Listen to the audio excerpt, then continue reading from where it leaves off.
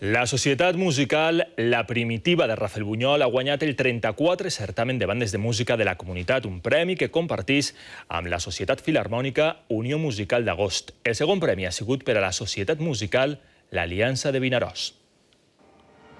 L'auditori del Centre Educatiu de Xest ha sigut l'escenari d'este certamen de bandes que premia les primeres en cadascuna de les 4 seccions per número de músics. Este matí han tocat bandes de Vinaròs, Agost i Rafelbunyol. El tema obligat ha sigut Spirófoni, obra de Jesús Santandreu. En las obras obligadas te ves obligado a preparar una serie de cosas con unas determinadas características de la obra que a lo mejor no son las que más convienen a tu agrupación musical, con su forma de ser, con sus determinados músicos. Cada banda ha elegit una obra de lliure interpretació. La de la Societat Musical Primitiva de Rafelbunyol ha sigut Turangalila, d'Oliver Messiaen.